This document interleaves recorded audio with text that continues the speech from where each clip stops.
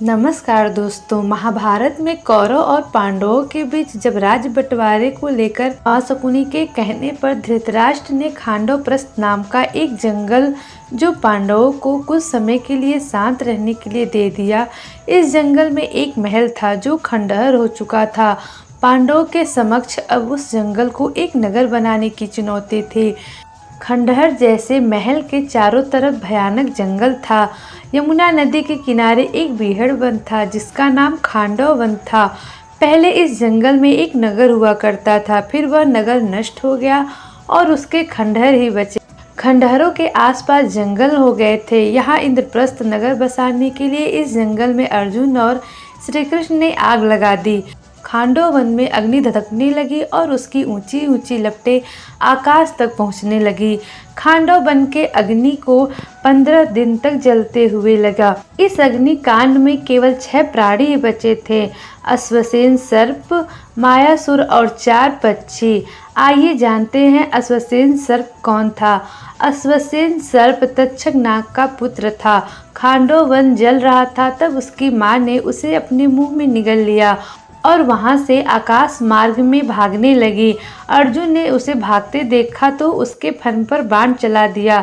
अश्वसेन की माता तो मर गई परंतु अश्वसेन बच गया। अश्वसेन को इस बात का बड़ा पछतावा हुआ और बहुत ही दुख भी हुआ। अब वह प्रतिशोध की भावना में जल रहा था। उसे जब पता चला कि कुरुक्षेत्र में महायुद्ध होने वाला है तो उसने सोचा कि अर्जुन की मृत्यु से पांडवों का बल क्षीण हो जाएगा और वे हार जाएंगे। तब वह कर्ण के तरकस में जाकर बैठ गया। उसकी यह योजना थी कि जब उसे धनुष पर चढ़ाया जाएगा तो अर्जुन पर छोड़ा जाएगा। उस समय मैं अर्जुन को डस लूँगा।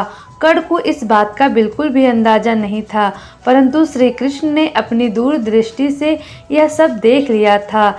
जैसे ही कर्ण ने बाण छोड़ा, श्री कृष्ण ने रथ के घोड़े को जमीन पर बैठा दिया। बाण अर्जुन का मुकुट काटता हुआ ऊपर से निकल गया। अश्वसेन जब असफल हो गया तो वह कर्ण के सामने प्रकट होकर बोला, अब की बार मुझे साधारण तीर की भांति मत चलाना। कर्ण ने उसे आश्चर्य से देखा और पूछा, तुम कौन हो और यहाँ क्या करने आए हो? तब सर्प ने कहा, हे दानवीर कर्ण, मैं अर्जुन से बदला लेने के लिए आया हूँ। आपके तरकस में बाण बनकर बैठना चाहता हूँ। कर्ण ने पूछा, क्यों? इस पर सर्प ने कहा, राजन, एक बार अर्जुन ने खांडव वन में आग लगा दी थी। उस आग में मेरी माता जलकर मर गई थी।